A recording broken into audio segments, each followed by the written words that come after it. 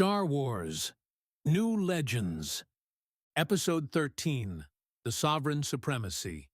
While infiltrating an old Imperial core plant, one that the Quasar Military Corporation is now using as an industrial black site to secretly manufacture Force links, Jedi Knight Sid Solo and New Republic spy Phi Lin have discovered that many things about the facility aren't adding up, leading them to suspect that something far more insidious may very well be at play.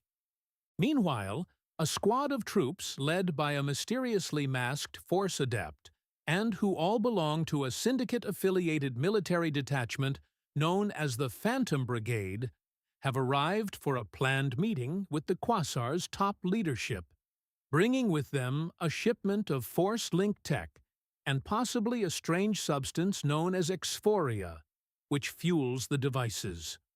Upon the arrival of the Phantoms, Sid Solo was telepathically contacted by an unknown and arcane entity through the Force, causing him to make the brash decision to split up from Lin and track down the source of the anonymous voice, leaving Lin to sabotage the facility on her own. Now, as fates begin to converge on the compound, Sid's pilot and best friend, Kai Calrissian, is outside and aboard the Outer Stellar, cautiously monitoring traffic around the base on his ship's surveillance systems as he waits for the two New Republic infiltrators to hopefully hurry up and complete their daring mission. But neither Kai, Sid, nor Phi Lin could have any idea just how much more dangerous things are about to become as the situation they find themselves in begins to subtly escalate and more nefarious secrets about the true nature of the covert base start to reveal themselves. Volume 3. The Yar Dell Conspiracy. Inside of an enormous watchtower that stood at the center of the massive Imperial core plant compound, a squad of 6 Phantom soldiers marched alongside their masked commander through the hollow, rusted metal halls. Their footsteps echoed against the grated Durasteel floor like heavy death knells, while the harsh white light cast their long, black silhouetted shadows across the grimy, decayed walls. Quasar troops marched at the front and rear of the Phantom's formation, keeping them under tight watch. The corridor they coursed through opened into a small lobby, at the far end of which stood the blast door entrance to the base's command headquarters. 2 armed Quasar troops manned a makeshift guard station in front of the door. Upon reaching it, the Kaleesh lieutenant turned around to face the Phantom commander. "Before you are allowed to enter," he said in a vindictively mischievous manner. "you must be searched."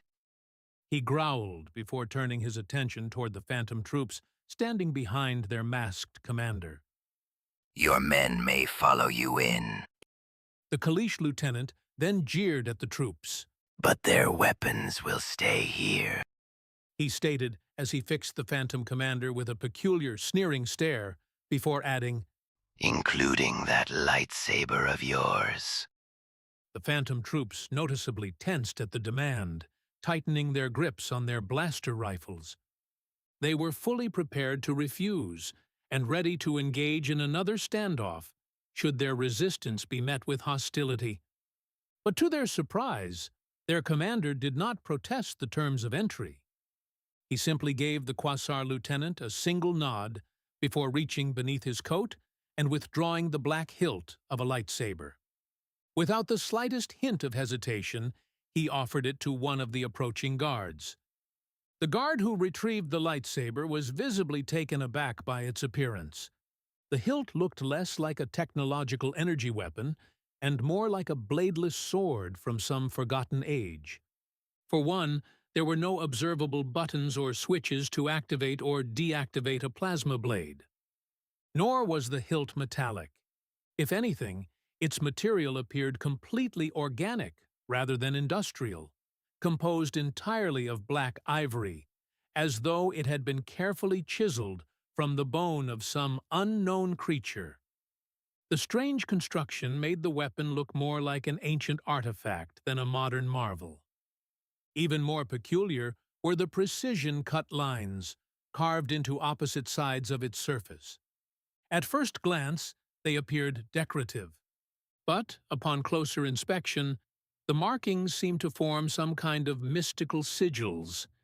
The sigils aligned so perfectly with one another that, if the hilt were held up to the eye, one could see directly through the weapon from one side to the other. That detail made the weapon even more perplexing. There was no internal glow, no visible energy source, and, most strangely of all, there appeared to be no kyber crystal housed within the hilt, the fundamental component used to power the blade of virtually any conventional lightsaber.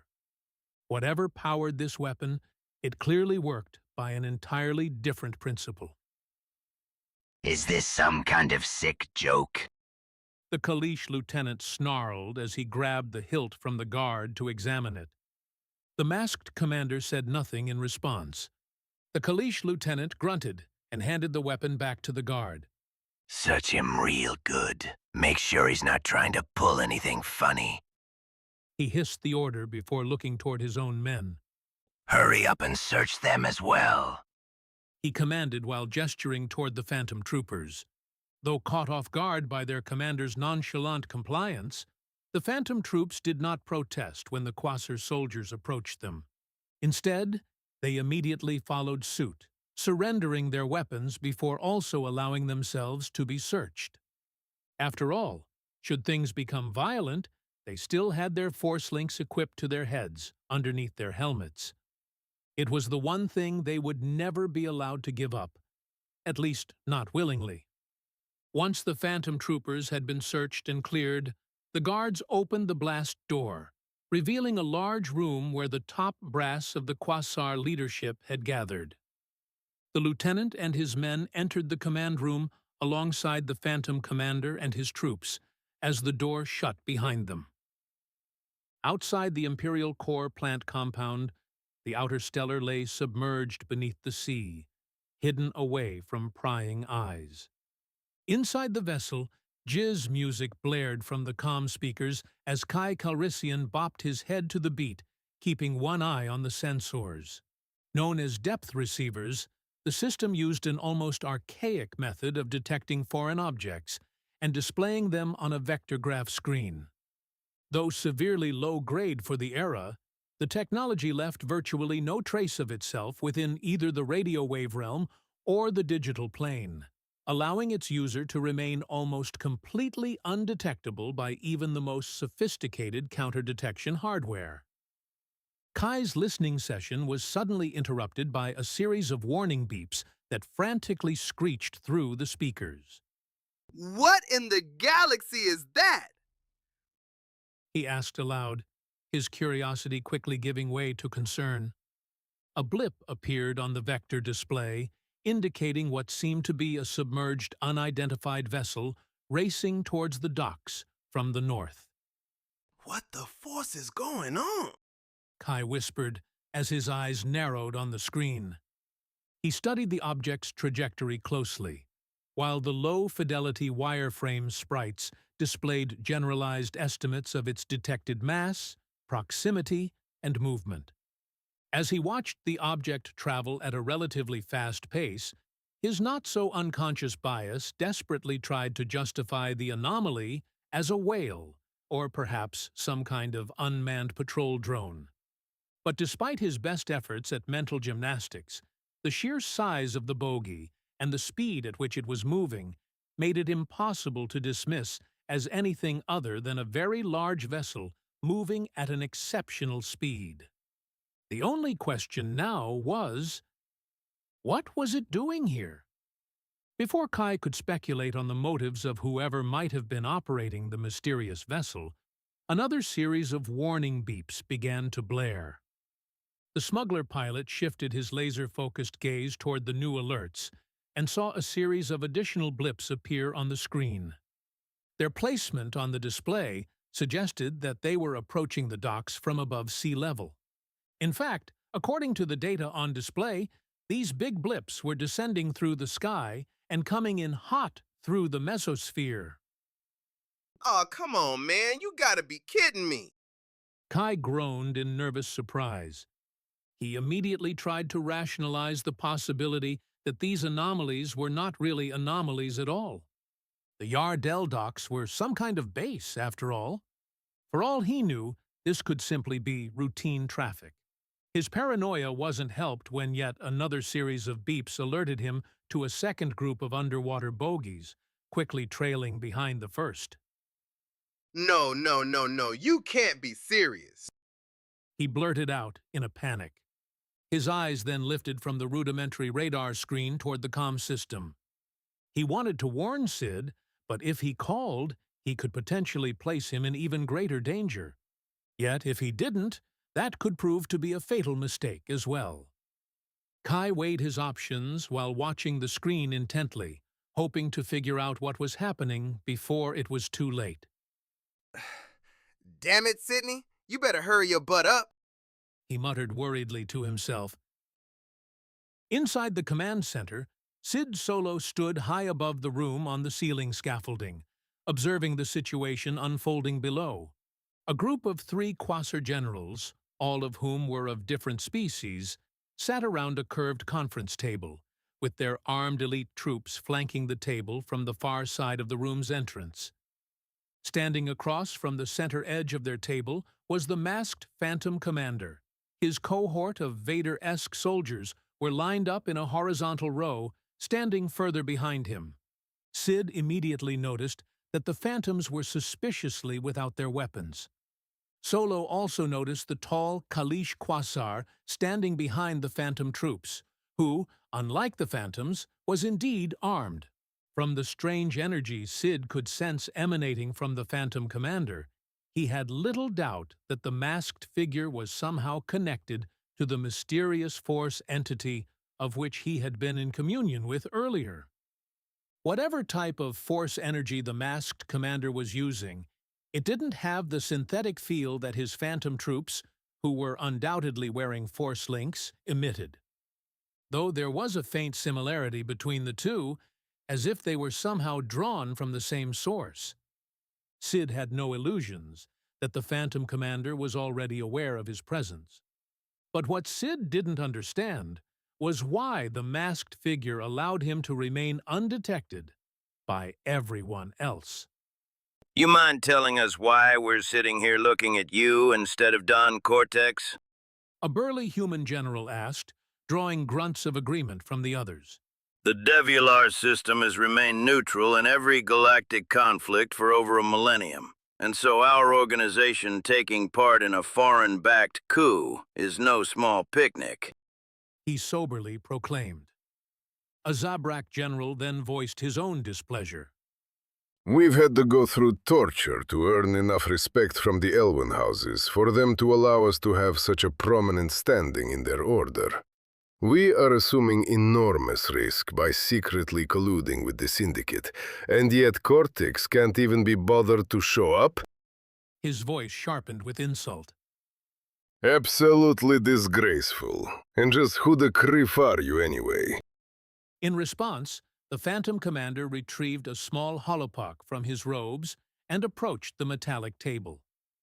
I am Severith, commander of the Phantom Brigade and acting emissary for the Syndicate.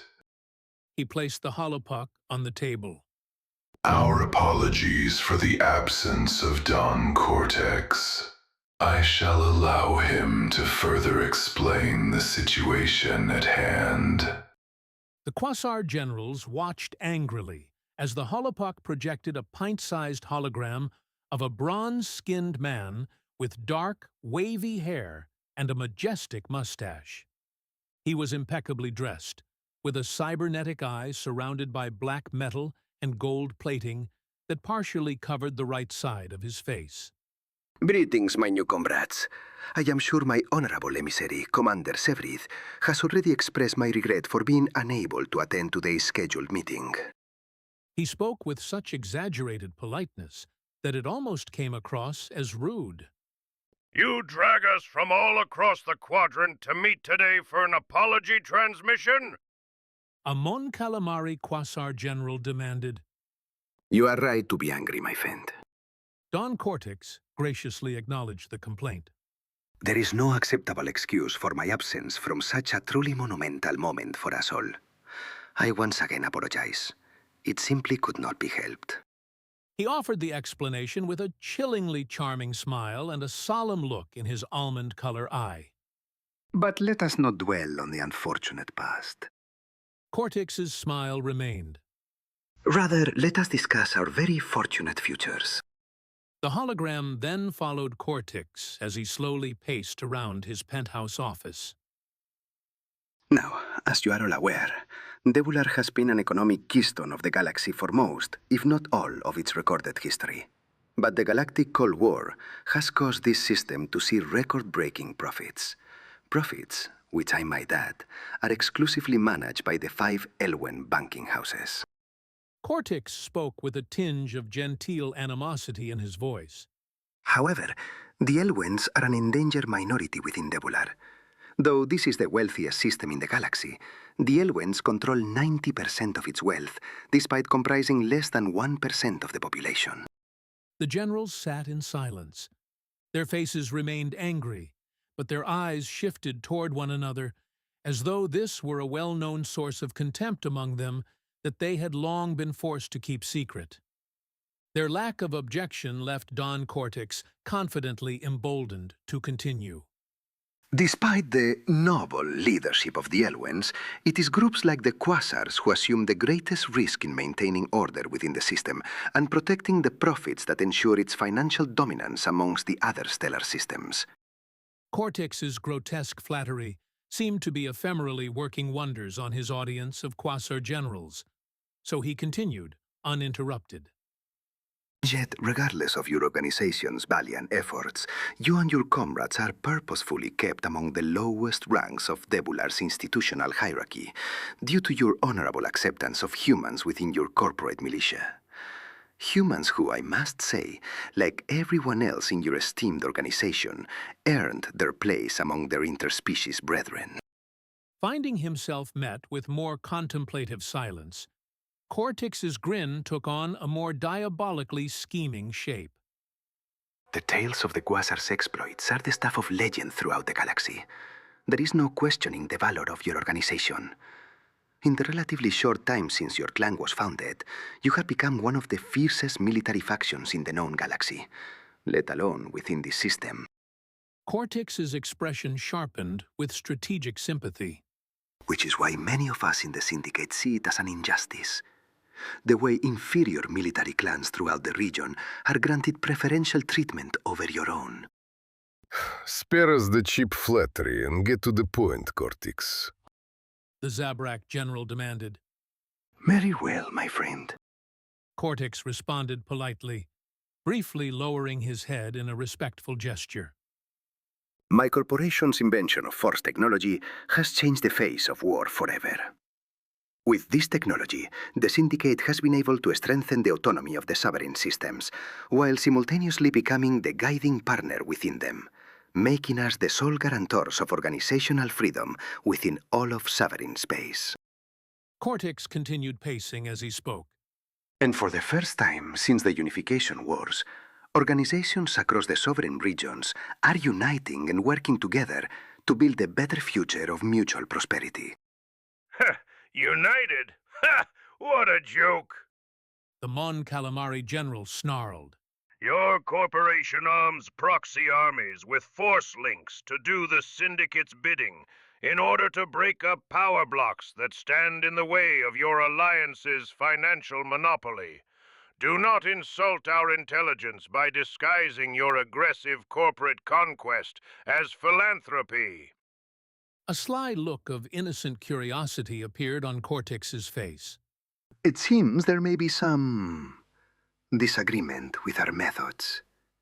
But yet, you still sought out a partnership with us, did you not?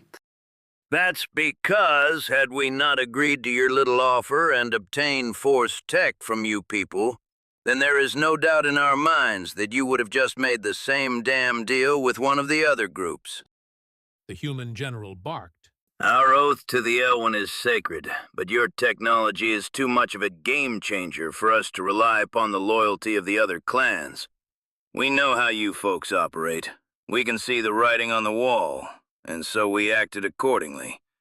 It is a purely business decision, nothing more. His expression hardened. If the balance of power between the Order of the Five Houses of Elwyn is to be permanently usurped, then it is in our best interest to ensure the Quasar militia comes out on top. The human general then looked away in disgust. I mean, I really shudder to think what would happen if you shared those fancy force links of yours with a greasy nerf herder like Zargul instead.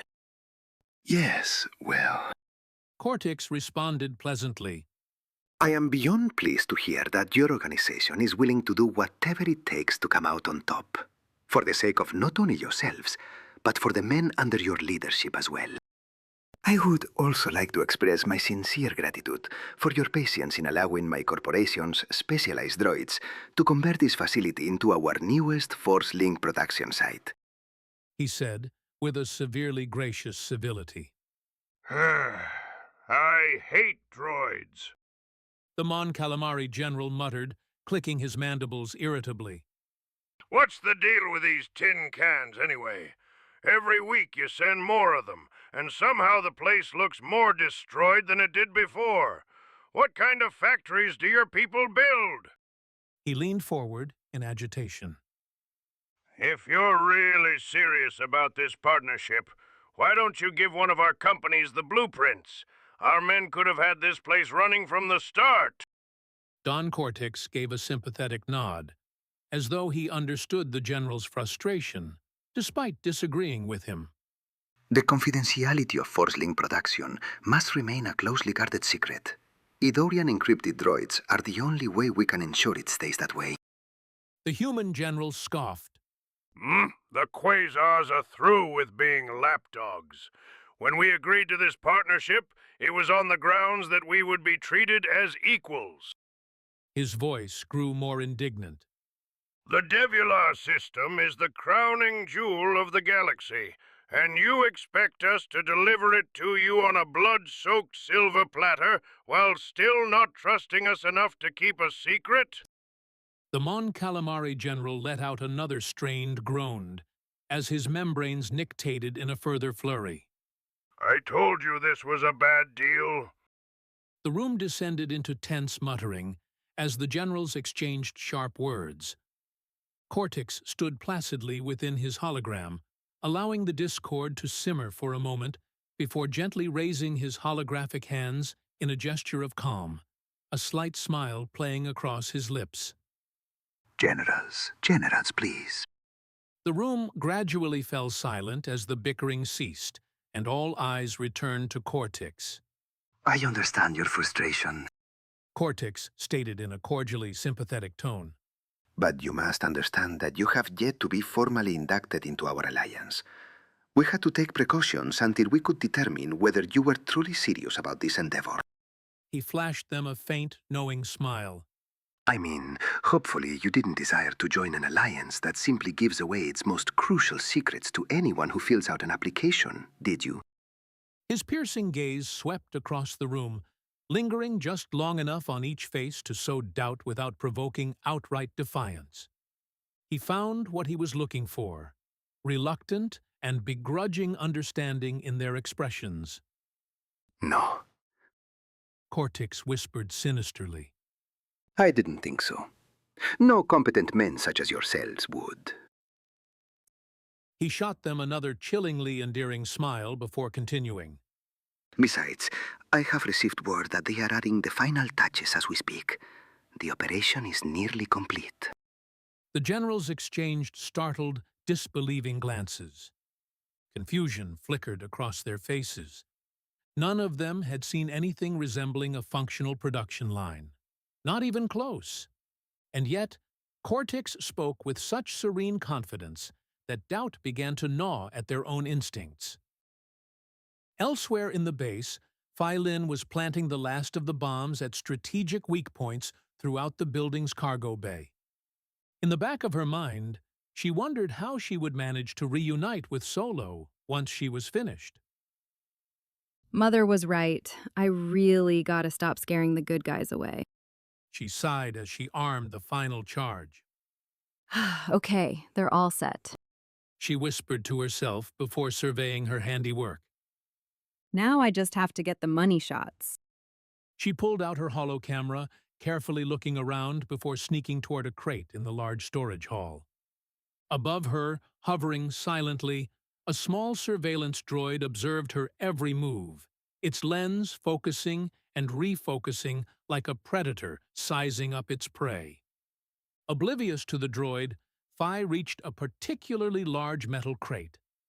She unholstered her Z-35 blaster, switched it to beam mode, and carefully cut through the crate's reinforced lock. The faint hum of her weapon was nearly lost within the ambient drone of the facility as the metal latch gave way.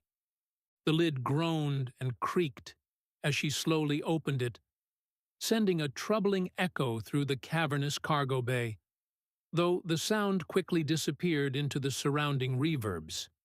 As she peered inside, her breath caught, and her eyes widened in disbelief.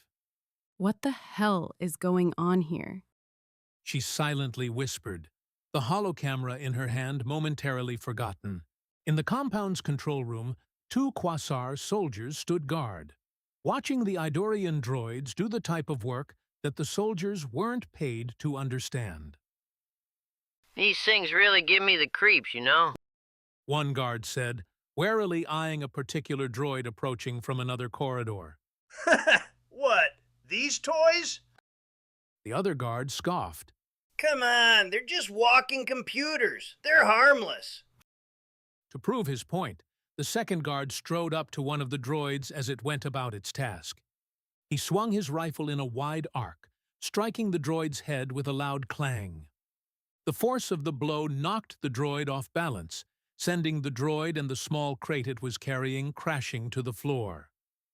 The contents of the crate, a collection of computer components, spilled across the floor, scattering like marbles. The 2 guards burst into laughter as the droid staggered, its servos whining in protest. Slowly and methodically, it began retrieving the scattered items, its movements seemingly unaffected by the abuse. See? The second guard turned back to his companion with a grin. What'd I tell you? Harmless.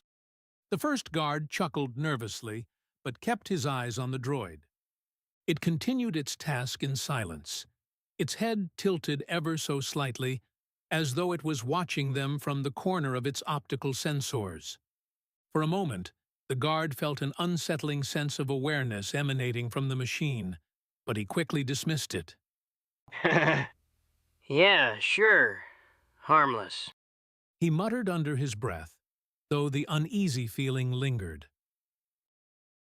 Back in the command room, the generals demanded answers from Cortex. Why were we not informed that the facility would be operational today? The Zabrak general asked. We have to be prepared to move the augmentations immediately. It's beyond reckless to have our entire stockpile of force links on one planet. We must distribute them to our soldiers and secondary safe houses before the Elvens discover we're hosting such a factory here. Now I see why the Elwens are wary of humans. The Mon Calamari general quipped angrily, looking toward the human general. Most of your species' minds lack the logic necessary to consider even the smallest complexities. How you evolved far enough to achieve spaceflight remains a mysterious miracle. Generals, please. Cortex's hologram said respectfully. There is no need for insults. I assure you, we have taken all necessary... Before Cortex could finish his explanation, the thunderous sound of a general's fist slamming against the table echoed through the room. Enough of your excuses.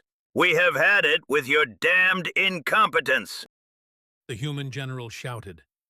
The instant the final word left his mouth, the elite Quasar guards flanking the Phantoms suddenly raised their weapons and opened fire on Severith's troops. Multicolored flashes of blaster fire illuminated the chamber as the bodies of the phantom troopers were shredded by bolts of plasma. Severith remained completely still amid the chaos until a large, clawed arm suddenly snaked around his neck from behind and yanked him into a tight chokehold. The Kalish lieutenant growled menacingly into his ear, pressing a Solcorp Type 4 blaster firmly against the temple area of the Phantom Commander's mask. I'm willing to bet that mask you're wearing isn't made from Mandalorian metal. So at this range, a single PYI 100 bolt from this hand cannon of mine might be a little overkill. His grip tightened around Severith's neck. But to be honest, I'd prefer to squeeze every miserable breath out of you. The tone of the Kalish lieutenant's voice made it abundantly clear that he intended to return the kindness Severith had shown him earlier. Over at the crudely refurbished control station, service droids worked methodically at a repurposed terminal. However, as the repaired control station's bevy of multicolored buttons and indicator lights reflected off the droids, they suddenly froze. Their mechanical heads twitched slightly as a strange sequence of signals buzzed through their processors. The two Quasar gunmen stationed nearby had been lazily leaning against a wall, engaged in casual banter, when they stopped mid-conversation and noticed the peculiar behavior. Hey. One of them nodded toward the droids. What's up with them? They don't usually do that. His companion squinted, tilting his head. Yeah, I thought these batteries didn't take lunch breaks. You think it's a malfunction? The first guard stepped forward cautiously, shifting his rifle into a more ready position. Maybe. Or maybe someone's messing with their programming. The second gunman shrugged, though he raised his weapon slightly as his instincts began to kick in. Well, whatever it is, I don't like it. These things are weird enough without them freezing up on us. The droids remained completely stationary. The usually faint hum of their processors now seemed louder amongst the analog ambience of the control room, with the uncharacteristic behavior stirring unease in their normally indifferent Quasar watchers. Meanwhile, aboard the outer stellar, Kai's eyes remained fixated on the display screen. Beads of sweat formed across his forehead as he watched the blips racing toward the base. There was no longer any doubt in his mind. He had made enough shady deals in his lifetime to recognize an ambush when he saw one. With a heavy glance, he looked toward the communication console as the weight of the galaxy seemed to suddenly rest on his shoulders.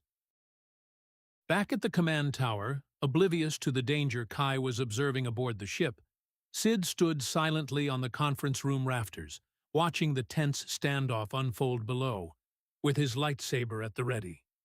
He didn't know what to make of the situation, but he could sense the astronomical level of force power possessed by the Phantom Commander.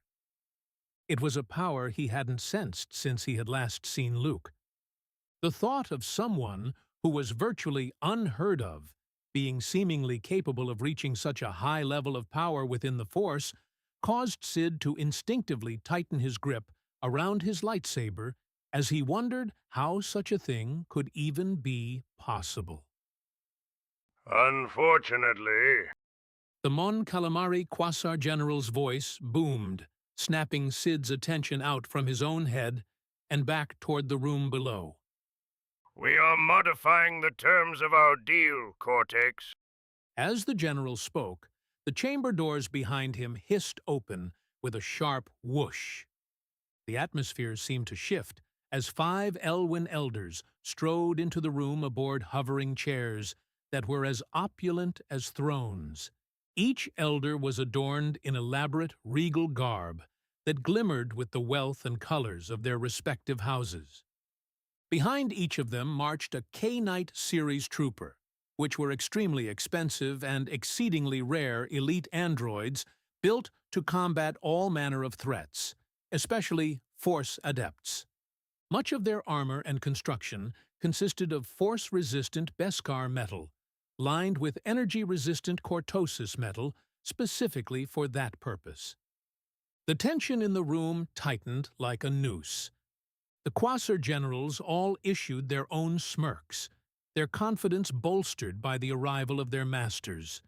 Above them all, Sid's eyes narrowed as his mind began to direly assess the serious shift in dynamics he found himself in.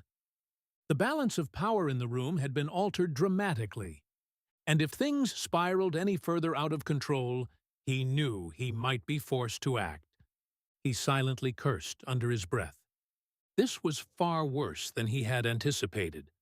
Even Jedi Masters had fallen to K-Knight androids, and Sid knew there was no way a Jedi Knight like him could take on 4 of them while simultaneously contending with the immensely Force-adept Phantom Commander.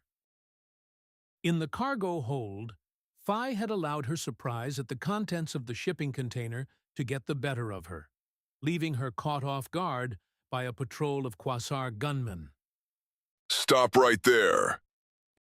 A harsh voice barked from behind her as more soldiers rushed into the area with their weapons drawn. Hey, guys, I swear, this isn't what it looks like. I was just checking the shipment for Womp Rats. I'm with sanitation? She said, as she raised her hands and slowly turned around, only to find that 10 Quasar soldiers were aiming their weapons directly at her. Xiii flashed them a nervous smile. Upon seeing her, the leader of the group returned it with a sinister grin, slowly looking her up and down, before glancing toward his men and chuckling. She silently hoped that wherever Solo was, he would show up soon. Did you really think you could raise an insurrection against the Order of the 5 Houses in our own domain, Cortex?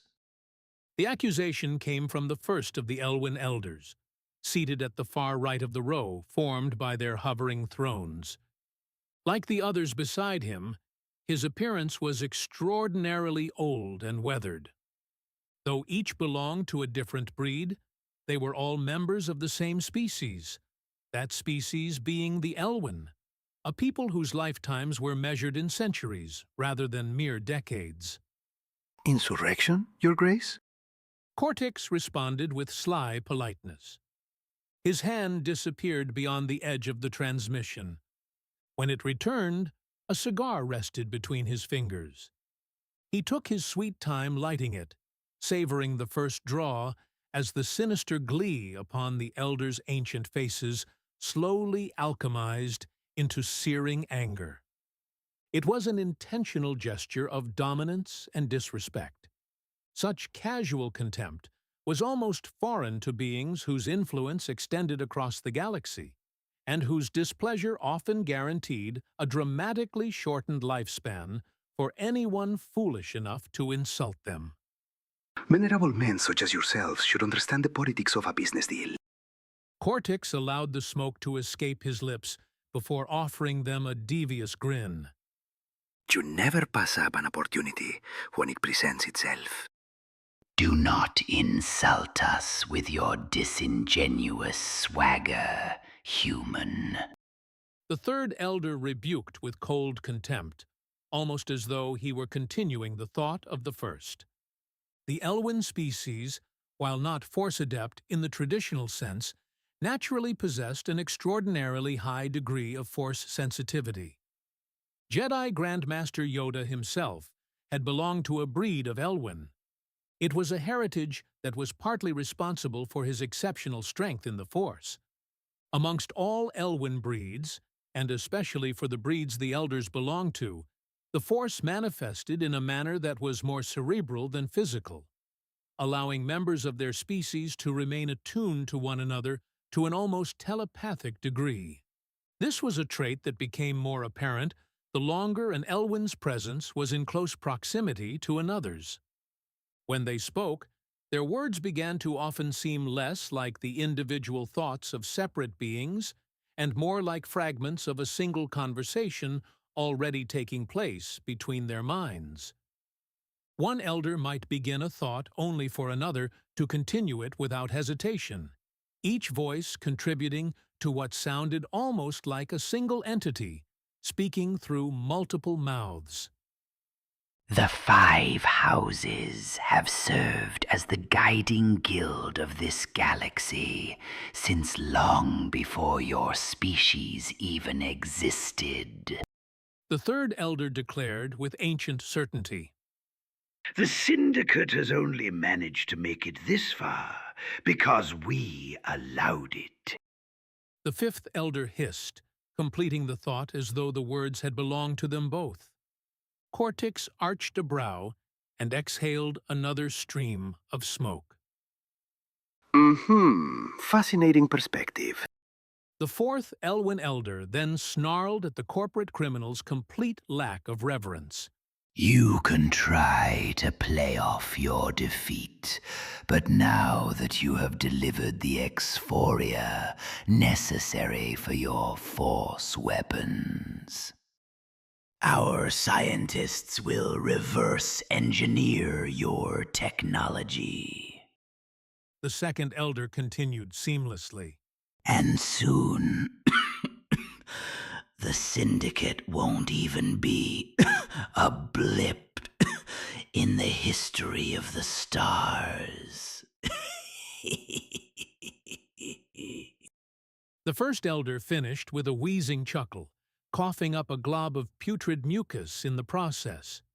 One of the canite androids immediately stepped forward and wiped it from his shriveled, desiccated face with a cloth. Cortex's hologram stared back at them. Though his casual demeanor stiffened, his charming smile took on more of a scowling grin, as if he was intentionally letting his own mask slide. Yes, I am all too familiar with your history in galactic affairs.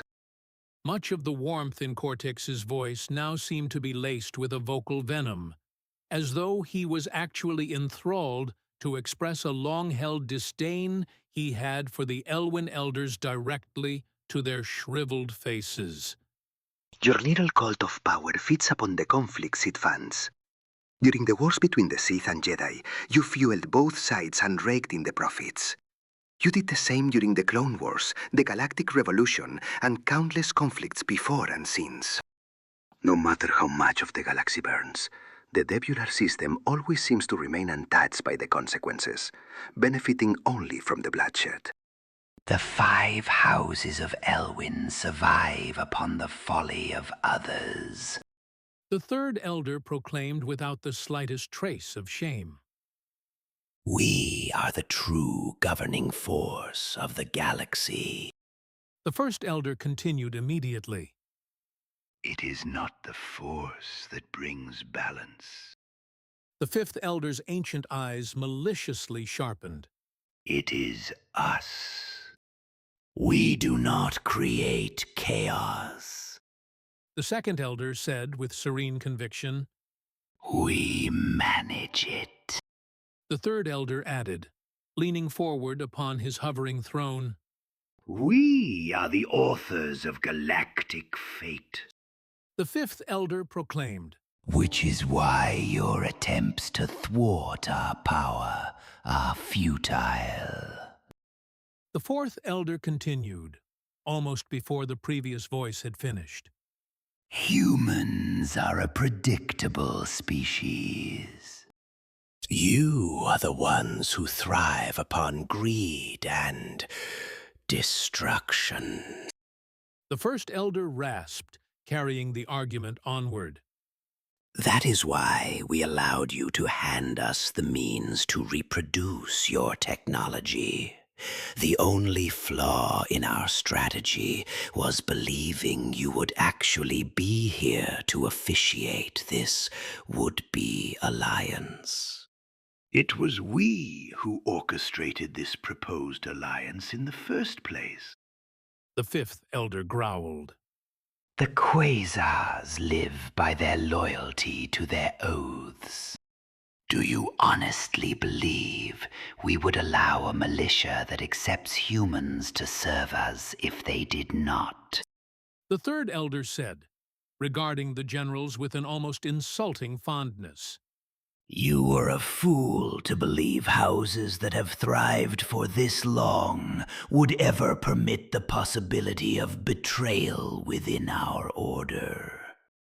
The second elder said, as though explaining something painfully obvious to a youngling. Managing your behavior has been a thorn in our side for far too long. The fifth elder proclaimed, But because of it, we know you better than you know yourself. The first elder added with quiet satisfaction. The illogical unpredictability of humans makes your species predictable.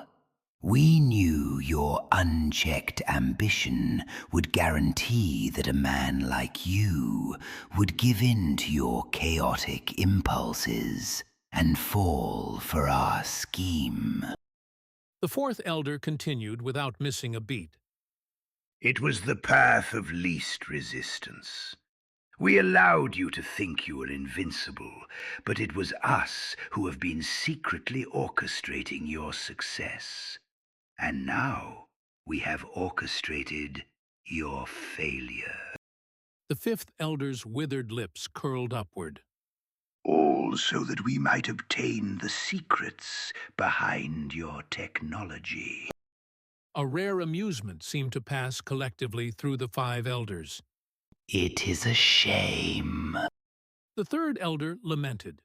We so rarely gather together except for the most extraordinary occasions. We were all looking forward to witnessing your death in person. The second elder added with a scornful smile.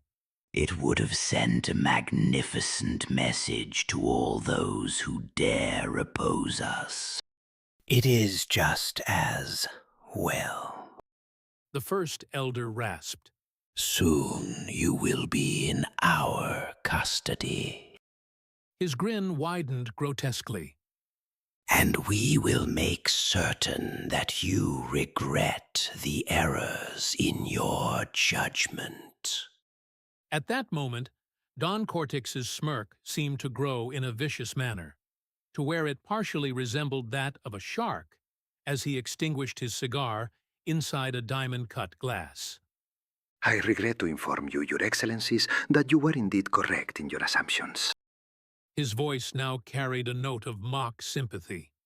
Had this truly been an alliance, I would have been present to officiate it. Cortex's expression hardened.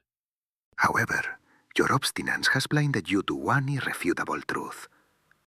He paused for a moment, almost as if he was basking in the fading reality of the soon-to-be past. Human beings are an ever-evolving species. At that moment, alarm sirens erupted throughout the base. Everyone in the room looked around in startled confusion. Then, almost simultaneously, all five Elwyn elders slowly turned their attention back toward Cortex. The first hissed. Cortex? The second followed. What? The third. Have The fourth. you? And the fifth completed the sentence with a furious shriek. Done? Cortex's holographic form remained completely unbothered. He raised an eyebrow and briefly regarded the extinguished cigar resting inside his diamond lattice glass. Your reliance on predicting the unpredictable has made you the predictable ones. He slowly lifted his gaze toward the elders. Your Excellencies. Cortex's expression then turned unapologetically sinister. I'm afraid the error in judgment is yours. His voice echoed through the static one final time before the hologram flickered and vanished, leaving only an atmosphere of terrified confusion in its wake. Everyone in the command center erupted into a panicked madness as they tried to grasp what exactly was occurring at their remote and fortified fortress. What is going on? Open the blast shields on the windows. Find out what is happening out there. the Mon Calamari Quasar General demanded, as soldiers scrambled around the room, desperately trying to determine the source of the alarm. Above the fray, Sid watched from the rafters, his lightsaber hilt still gripped tightly in his hand. The cacophony below was suddenly muted by a sharp disturbance he felt in the Force. It was unlike anything he had ever sensed before. A cold, all-encompassing void flooded his mind with a single, terrifying word. Death. The sensation rattled him, sending resonant shivers through his very core. His gaze snapped downward, instinctively searching for the source of the disturbance. His eyes met the skeletal gaze of Severith's metallic mask. Still locked within the crushing grip of the Kalish lieutenant, Severith stared up at Sid with a veiled intensity that seemed to cut through the surrounding chaos. His expression remained unreadable behind the mask, but his malevolent confidence could be felt strongly through the Force. Death. The word pulsed through Sid's mind again, more insistent this time, as though it were not merely a warning, but a prophecy. Solo tightened his grip around his lightsaber even further, knowing that whatever was about to unfold would change everything. Back at the control station, the Quasar troopers were as bewildered by the blaring alarms as anyone else. Their earlier wariness of the droids was momentarily forgotten in the face of the unexpected emergency. The two soldiers rushed toward the main control panel, desperate to uncover the source of the commotion. One of the troopers violently shoved an idle droid out of his path, the force of the impact causing the steel automaton to stumble backward a few inches, just enough to clear the way. Out of my way, you damn toaster! He snapped, his voice cracking with frustration, as he and his partner furiously inspected the monitors. It was then that the once frozen droid began to move. It rotated slowly, in an eerie mechanical motion, to face the Quasar soldiers. The two other droids who had also been in the control room mirrored the movement of the other in an eerie coordination, with the three machines aligning like soldiers preparing for battle. Once they were all in position, a series of irregular beeps began to emanate from the droids as a concealed circular section at the top center of each of their heads shifted and spiraled open, revealing what appeared to be an additional optical lens, one that vaguely resembled a third eye. Hearing the abnormal beeping, the two soldiers spun around, their eyes widening in shock. What the... The second Quasar started to say, but before the words could fully form, the droids opened fire. The newly revealed lenses blazed to life as concentrated plasma bolts erupted from their optical centers. The first volley struck the nearest soldier squarely in the chest, exploding against his cheap armor on impact and hurling him backward into the control panel. The second trooper barely had time to raise his weapon before he, too, was cut down by a hail of plasma bolts. As the two soldiers lay lifeless on the ground, the echo of blaster fire rippled throughout the compound. The once steady ambience of the base's halls erupted into chaos, now perpetually punctuated by the unmistakable screech of energy weapons. Back in the cargo bay, the alarms echoed loudly. Phi Lin stood with her hands raised, guns trained on her from all sides, while the confused Quasar soldiers exchanged uncertain looks, unsure what to make of the situation. Lin was more than ready to take advantage of the pandemonium. She was simply waiting for the perfect split second to make her move when a series of deep rumbles suddenly echoed throughout the massive cargo bay. The Quasars scanned the room with highly trained movements, their rifles following their gaze with careful focus, despite the unexpected chaos. Then a succession of ear-deafening bangs erupted from cargo containers all around the room, creating a metallic orchestra of chaos. Lin watched in disbelief as the once menacing soldiers began to show signs of suppressed panic. The strange turn of events made her forget all about her planned counterattack. A sense of mortal danger crept over her as a series of ear-shattering clanks sounded from somewhere and everywhere behind her. She watched as the soldiers gradually raised their rifles higher and higher, tracking the rising source of the noise. With her hands still raised, Lynn slowly turned around to see what had frightened the Quasars so badly. Her eyes widened in disbelief. Directly behind her, a massive B-21 battle mech was rapidly assembling itself, its thick hull snapping together as though magnetized while components flew from the surrounding crates and locked themselves into place. Geez, some girls just have all the luck. After the initial shock of what they were witnessing wore off, the Quasar soldiers seemed to forget all about Lynn and immediately went to work doing what they did best. It's a B-21! The squad leader called out sharply. Focus fire! Bring it down! Blaster bolts erupted from their weapons in a coordinated barrage, each soldier instinctively targeting vulnerable joints and sensors with the discipline of seasoned fighters.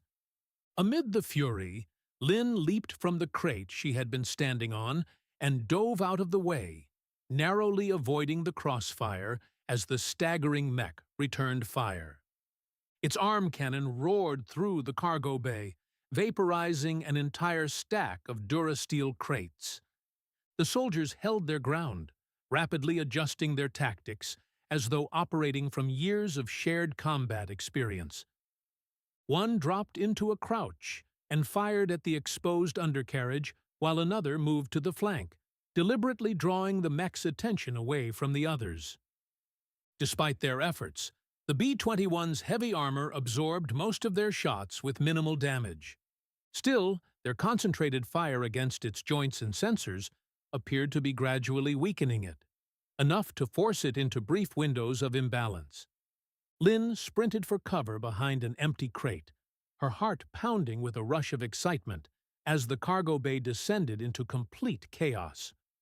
The mech's shoulder-mounted repeating blasters spun to life, unleashing a torrent of plasma bolts as its arm cannon thundered again, the heavy blast obliterating 2 soldiers. The remaining Quasars continued their assault, maintaining disciplined volleys even as the tide of battle began turning against them. Wow, that was easier than I thought it would be. Lynn muttered to herself between heavy, adrenaline-fueled breaths as she made her escape, leaving the raging firefight behind her. While the droids assaulted the former Imperial power station, Kai grabbed his communicator and watched the blips on the screen rapidly approach his position. Overcome by a mixture of panic and curiosity, he shifted his gaze from the radar to the ship's windows, where he saw several large armored vessels tear through the surrounding water, hurtling past the outer stellar toward the base at tremendous speed. What the hell kind of ships were those? He wondered aloud. Then a crazy idea struck him. Without thinking twice, Kai powered up the outer stellar and began to trail the mysterious vessels. Hold on, Sydney. I'm coming, baby. Meanwhile, inside the tower command room, pandemonium continued as soldiers and generals scrambled to determine what was happening, either through their communicators or the security monitors, while the titanium blast shields slowly lifted away from the tower's massive windows. No matter the source, every piece of information they received screamed the same thing. The base was under a full-blown assault. The 5 Elwyn Elders, the heads of one of the most powerful organizations in the galaxy, could only sit there powerless as they desperately demanded that the Quasar generals explain how such a catastrophic security breach could have occurred. We must leave at once. The elders demanded in a segmented unison. In a fit of frustration, the human general turned his anger toward Severeth, who was still being held aggressively at gunpoint by the Kalish lieutenant. Does Cortex think he can attack us and live? Stop this assault now, or your death will be more horrible than you can possibly imagine. He shouted. Severeth remained calm and silent. Do as he says, now, you syndicate scum! The Kalish lieutenant ordered, as his bicep tightened around the Phantom Commander's throat. Yet, despite the crushing pressure, Severeth remained inhumanely stoic and still. When the blast shields over the tower's windows finally lifted, they revealed several massive Elwyn vessels hovering outside the command tower, firing furiously upon the ground below. The Mon Calamari Quasar general rushed toward the viewport to get a better understanding of the situation. What he saw was droids of various types and sizes engaged in fierce battle with Quasar troops throughout the compound. His eyes widened. The Mon Calamari spun toward the others in the room. It's a trap! The factory droids are attacking! Cortex has played us for fools! The fourth Elwyn elder turned toward Severeth. What does Don Cortex possibly hope to gain from such a stunt? This is an open declaration of war. The second elder continued the thought. And you? The fifth elder leaned forward, angry panic creeping into his wheezing voice. Why participate in such a futile attempt when you have no chance of survival? The Quasars are the finest militia in the galaxy. The first elder proclaimed. We provide them with more funding than the combined militaries of multiple systems. Do you honestly believe a few droids can take this base? The fourth elder continued. Even if the entirety of the Syndicate's Axis forces were here. The third elder began. You still could not hope to defeat us within our own domain. The first elder vowed. As we speak, our ships... The second elder interjected. Have transmitted a general alert. Soon, every flagship in our fleets will converge upon this position. It was at that moment that Severeth, still restrained and held at gunpoint, finally broke his silence. Yes. His metallic voice echoed through the room. We are counting on that. The elders' brows knitted in concerned confusion. One by one, they leaned back in their hovering thrones, momentarily trying to decipher Severeth's cryptic words, like Dejeric grandmasters who had suddenly realized they were at risk of losing a championship game. Outside the command center, the submersible vessels surged toward the Yar Dell docks at breakneck speed. Behind them, the Outer Stellar raced to keep pace, its unorthodox design philosophy strained to the breaking point. Built as a hybrid of stealth and versatility, the ship's omnifunctional architecture was a marvel of ingenuity, but also a victim of compromise. Its sacrificial design philosophy allowed it to traverse space and plunge beneath oceans, but not without severe limitations. The duality of its construction created inherent conflicts. Space travel demanded resistance against internal pressure, while underwater travel required the hull to withstand crushing external compression. Even cutting-edge multi-environment vessels struggled to fully reconcile the two. For the Outer Stellar, every additional knot of speed was a gamble against the forces of physics.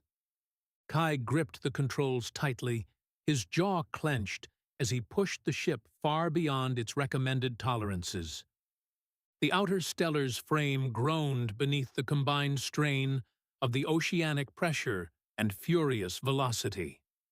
Every second spent pursuing the unknown vessels brought the ship closer to catastrophic structural failure.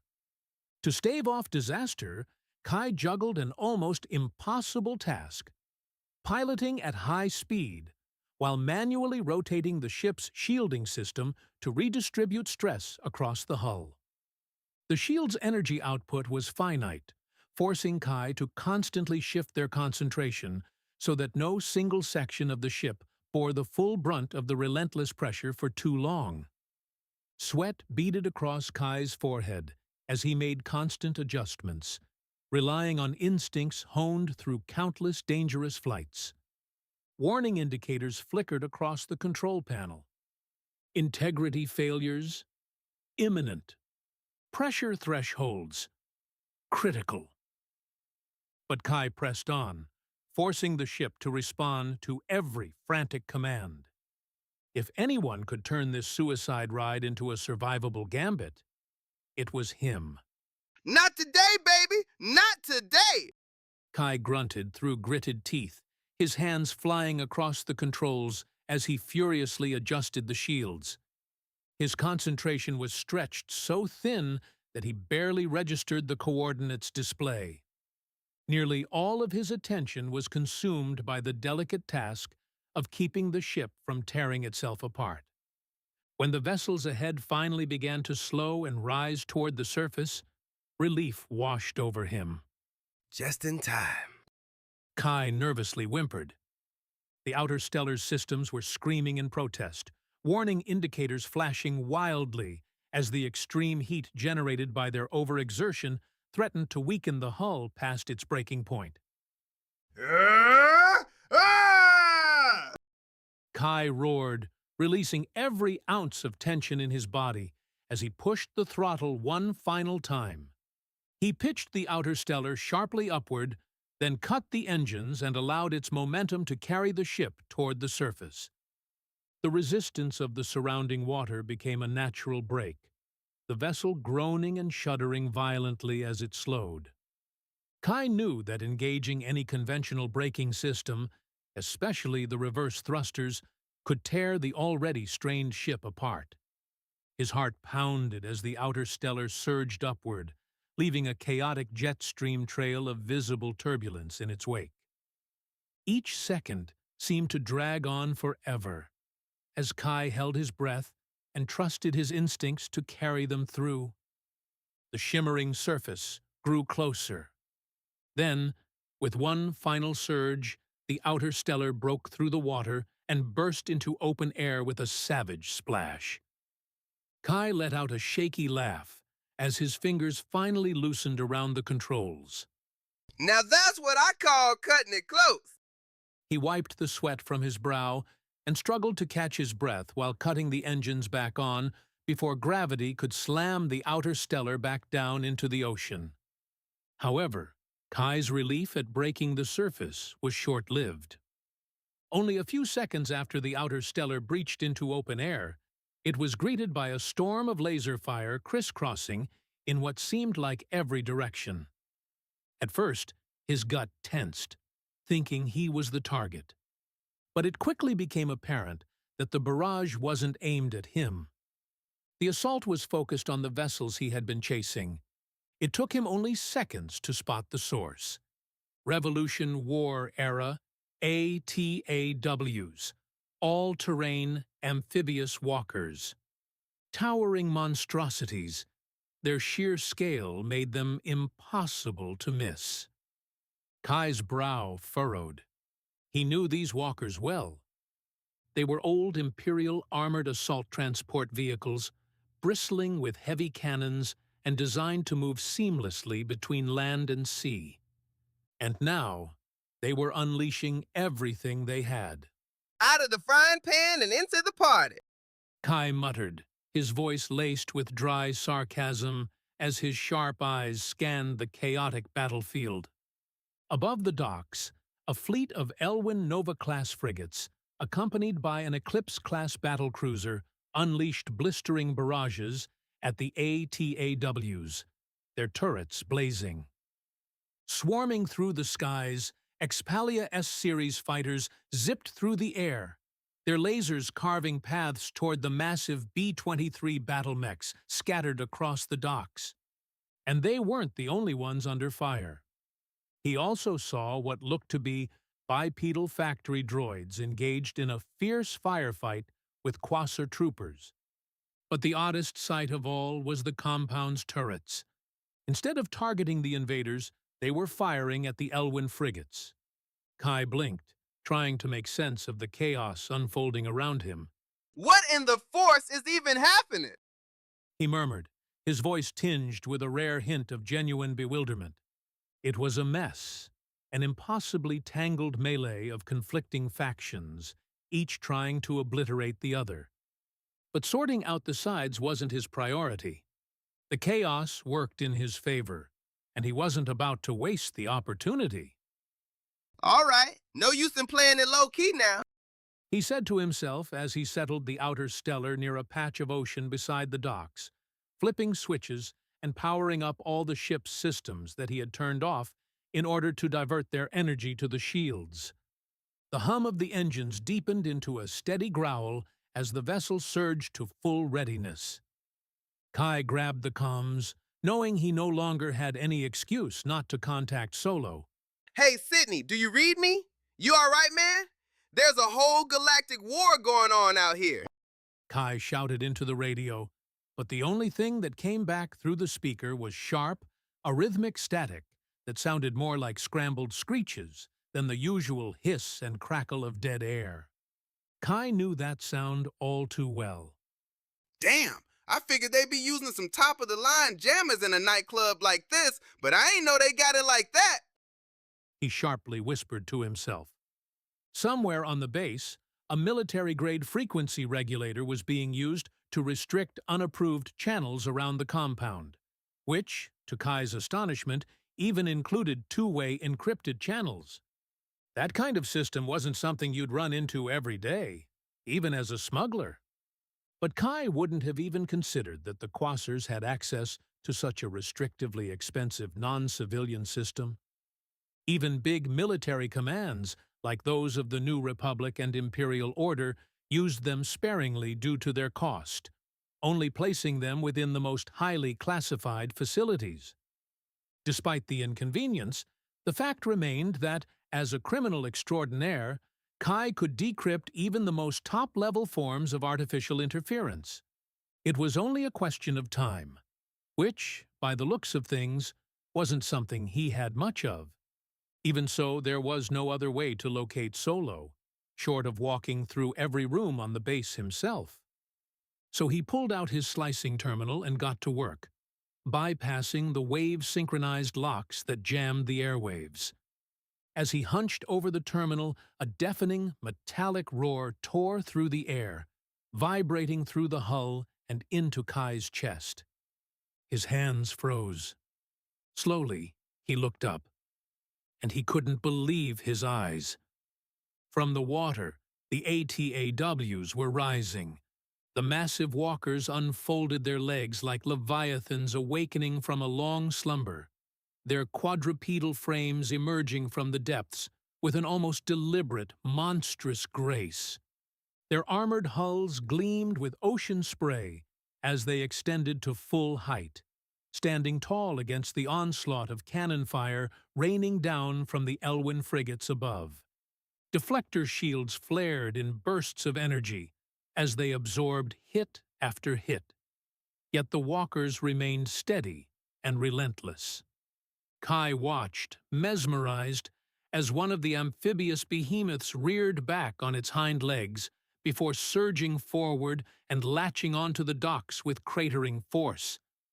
The Duracrete platform buckled beneath its immense weight, but the ATAW continued pulling itself higher, its mechanical legs locking into the craters they created as it hoisted its massive frame onto the docks. Kai had only ever seen illustrations of these quadrupedal titans, but seeing 4 of them up close completely blew his mind. Because of their immense mass, they seemed to move in slow motion, advancing with a flawed kind of majesty. But Kai quickly snapped himself out of his daze and got right back to work, decrypting the jammer signals. As he worked his magic, a series of loud metallic pops echoed outside. He never once lifted his head to see that one of the ATAWs was firing a cluster of escape capsules into the air. Kai was too laser-focused to be distracted by any more spectacles, fighting both time and technology. If I pull this off, it's gotta be some kind of galactic record, He said while hyping himself up as he worked, hoping that the Force, or sheer luck, was still on his side. High above in the command tower, the Elwyn elders exchanged angry and worried glances. They had grown tired of the Syndicate's defiance and Severith's cryptic demeanor. Thus, their next choice on how to proceed came easily. Lieutenant. The second elder commanded, his voice sharp and final. Kill that syndicate scum, now. The fifth elder ordered. He is not worth the risk of keeping alive. The first elder proclaimed. The Kalish lieutenant made a guttural sound, a grotesque mixture of satisfaction and glee. With pleasure, your excellencies. He rasped. His sinewy arm coiled tighter around Severith's neck, his stained white skeletal mask contrasting with the rusted chrome skull of Severith's own. Though the two face coverings obscured both men's emotions, there was no mistaking Severith's unwavering defiance against the Kalish lieutenant's sadistic joy. This only served to fuel the lieutenant's desire to elicit some reaction from him. Pain, fear, anything. Yet, Severith remained disturbingly calm, offering no resistance beyond the natural resistance of his unusually strong neck muscles against the tightening grip. Above them, Sid observed the situation with growing concern. He knew the power Severith possessed and that killing him would not be nearly as easy as the Elwyn elders seemed to believe. But what he truly couldn't understand was why Severith was allowing the entire scene to drag out in the first place. So Sid remained at the ready, prepared for whatever trick the Phantom Commander was planning. The Kalish lieutenant's clawed finger pressed down on the trigger of his blaster, holding it there to charge a shot meant for maximum carnage. The weapon began to whine as a rising succession of ominous beeps filled the display charge chamber. By switching the blaster into charge mode, the lieutenant had made his intentions clear. He wanted this death to be frightening, messy, and above all, final. While the weapon rapidly built toward full power, the Mon Calamari general stood near the viewport, his multifaceted eyes fixed upon the raging battle outside. The chaotic symphony of lasers and explosions reflected across the Dura glass as the increasingly rapid beeps of the lieutenant's weapon climbed toward a fevered pitch. The Mon Calamari general turned around to take one last look at the Syndicate commander, of whom he had so quickly grown to despise. The thought of Severith being obliterated by a high-powered blast at close range brought a small, self-assured smirk to his face. But when the Mon Calamari general turned back toward the viewport, his smirk vanished. Hovering directly outside the window was a phantom trooper, staring him straight in the face as his jetpack held him suspended in the air. The general's startled shout had immediately captured the attention of everyone in the room. An entire squad of phantom soldiers hovered just outside the viewport, all of them clad in black fatigues and Vader-style helmets that cast ominous silhouettes against the battle raging behind them. Massive jetpacks hissed with steady thrust, while high-powered laser rifles remained trained on everyone inside the chamber. For a moment, the only sounds in the command tower were the violent battle outside and the increasingly frantic beeping of the Kalish lieutenant's charged blaster. Like everyone else, he had been so stunned by the sight beyond the window that he had completely forgotten to release the trigger. The fifth Elwyn elder finally broke the silence with a single whisper. No. In an instant, Severith took full advantage of the confusion through a series of swift, pinpointed moves. First, in the blink of an eye, he threw back his head with such a supernatural force that it shattered the bone face mask of the Kalish lieutenant, shoving fragments deep into his eyes. Second, before the lieutenant had a chance to release his trigger, Severeth simultaneously smacked his hand away while using his other arm to powerfully elbow him in the abdomen. By the time the Kalish lieutenant released the trigger, the trajectory of his gun had flung in the direction of the human Quasar general. The resulting blast was so massive that it obliterated the general. His flesh became shrapnel, leaving only the bottom half of his knees behind.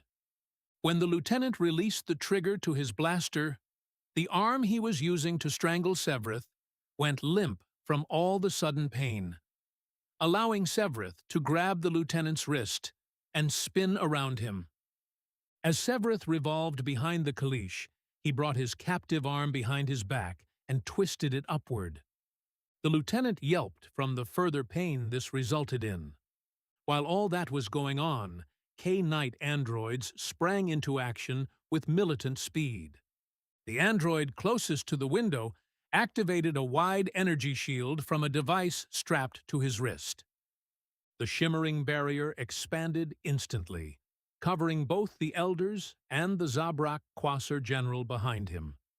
The move came just in time, as the phantom troopers outside opened fire, their barrage of red-hot laser bolts piercing through the shattered Dura glass. Caught in the open, the Mon Calamari general at the viewport had no chance to react. The bolts tore through him in rapid succession, leaving his charred body slumping lifelessly to the floor. Around the room, Quasar soldiers not fortunate enough to be within the shield's protective radius were struck down in the merciless crossfire. The cheap second-hand armor they were wearing for their Black Op operation offered little resistance to the deadly, high-powered strikes of the incoming lasers. The other 4 K-Knight guards moved as one, vaulting in front of the elders with synchronized efficiency. Raising their blaster rifles, they began to open fire, sending a volley of blue energy bolts toward Severeth. But before the shots could connect, Severeth had already reached out with the force, seizing the heavy blast door at the room's entrance. With a sharp motion, he ripped it free from its frame and swung it forward like a makeshift shield. The oncoming fire exploded against its thick durasteel surface, sparkling in bright flashes of dissipated energy. Realizing the shift in momentum, 3 of the K-Knights broke formation and flipped into flanking positions, moving with highly engineered agility. 2 of the androids landed near the shattered window where phantom troopers were still firing. The K-Knights worked in tandem, back to back. One activated a wrist-mounted energy shield to absorb the outside lasers, while the other prepared to fire toward Severeth as soon as its feet touched the ground. The 4th K-Knight guard stayed across the room, landing near the wall. Positioned away from the crossfire, his line of sight was clear, and his focus narrowed on Severeth. The angle also eliminated the risk of stray fire from either his allies or the troopers outside. All 3 now boxed Severeth in from strategic points, landing a mere 10 feet behind him, with the final guard maintaining suppressive fire from the front. But during the K-Knight guard's landing, Severeth was already a step ahead. With a sharp motion of his hand, he hurled the blast door toward the guard standing in front of the elders. Already anticipating the move, the android reacted instantly, deploying his wrist-mounted shield in a blaze of blue light. The blast door struck the shield with a resounding clang. As soon as the door made contact, the android deflected it upward, causing it to ricochet at an angle and sending it soaring toward the steel ceiling. Above, hidden in the shadows of the rafters, Sid flinched as the massive object hurtled past, narrowly missing him. It slammed into the ceiling with an ear-shattering impact, and then it came crashing back down. Below, the Zabrak Quasar general, crouched behind the table and relying on one of the shields for cover, had no time to react. The descending door landed with a sickening crunch, reducing him to little more than a smear beneath its weight. For those still engaged in the battle, the abrupt death of the Zabrak general was little more than a fleeting distraction. Severeth wasted no time. With a surge of calculated brutality, he hurled the Kalish lieutenant he had been holding toward the two K-Knight guards who had just landed near the window. At the same moment, a sharp flick of his fingers yanked the rifle from the grasp of the guard positioned along the wall, wrenching it free with the invisible grip of the Force. The Kalish lieutenant's body was a blur. Though laser fire from the K-Knight guards tore into him mid-flight, the velocity of Severeth's throw carried him through unimpeded. He collided into the nearest android with bone-crushing force, slamming the android into his comrade behind. The impact sent both guards staggering, their balance disrupted. The lapse proved practically fatal. Left exposed and off-kilter, all three, including the still-twitching Kalish, were caught in the crossfire from the window. The precise volleys from the Phantom Troopers cut through the exposed points between the Beskar armor with astonishing accuracy, rendering the androids ripped apart and effectively disabled. Meanwhile, the guard along the wall, now weaponless and under fire, activated his wrist-mounted shield in a flash of blue energy. The barrier sprang to life just in time to absorb the incoming laser fire, keeping him in the fight. For the moment. The K-Knight guard in front of the elders quickly deactivated his wrist shield without delay, the shimmering barrier dissolving into nothingness. His rifle rose, aimed squarely at Severeth, its power core humming, ready to fire. But the guard was already too late. In the precious seconds it took him to deactivate his shield, Severeth had extended one hand to summon the weapon that he had surrendered earlier, while he used his other hand to pull the weapon from the android in front of him, crumbling it like cheap aluminum mid-air. The confiscated lightsaber, which was stowed beyond the room, hurtled through the air with a speed that seemed to defy logic. It passed through the chaos like a comet, spinning into Severeth's outstretched hand. Once the hilt of the weapon was in the Phantom Commander's grip, the sigils on it lit up with a magenta glow. The command room was then filled with the sharp, discordant snap hiss as the magenta blade ignited, flaring to a burning brightness. The glow of the weapon's magenta blade cast chaotic illuminations across the walls, with the light from its blazing ferocity reflecting savagely off of Severeth's skeletal metallic mask. Above, Sid couldn't help but notice that the lightsaber's energy blade was unlike any other he had seen before.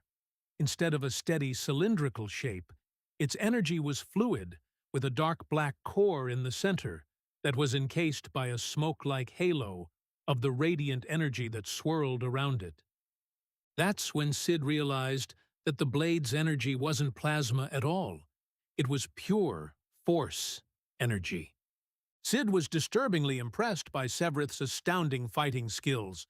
One K-Knight would have been tough enough to deal with for any Jedi or Force adept, but taking on 5 was a feat that required the type of mastery one does not simply learn. The Force was indeed strong with this mysterious stranger. With his fiery Force saber in hand, Severeth held his other hand up toward the window in a halting motion, causing the Phantom Troopers outside to cease their suppressive fire, much to the rare bewilderment of the K-Knight androids. Severeth then waved his soldiers away. The squad leader nodded before flying off with his men. Both of the androids, still holding shields, subsequently deactivated them, and all 3 pulled out Vibro Arbir blades, which were highly efficient, double-bladed melee weapons.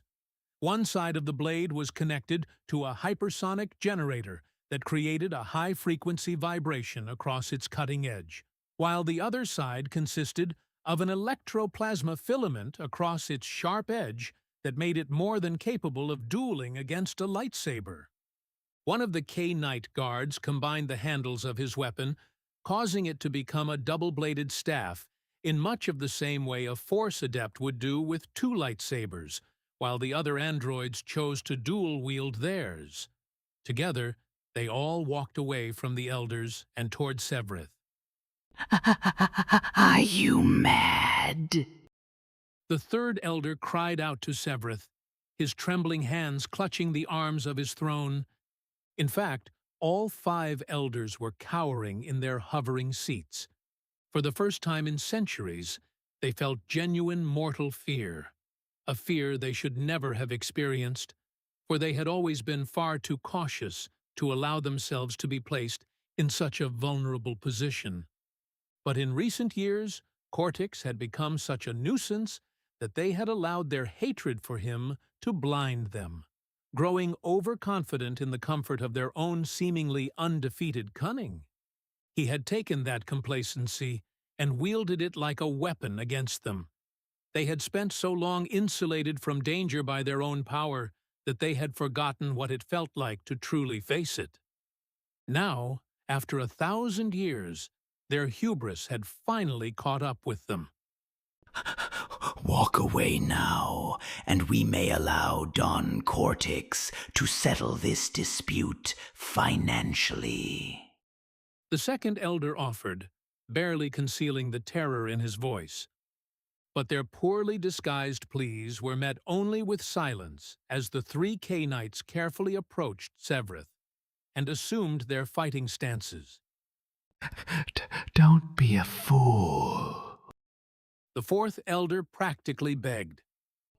Do you really believe that, without the aid of your troops, you can survive against 3 of our K-Knight guards?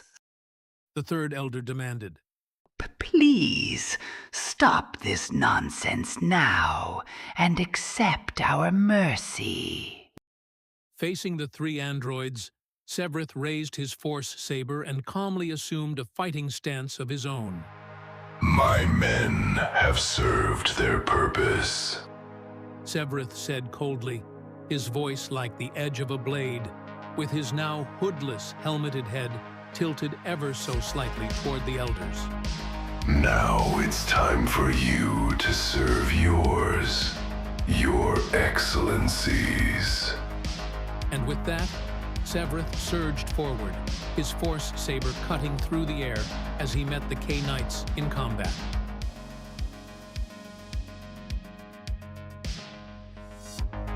My apologies, my friends, but unfortunately, this is where the story will have to end, at least for now.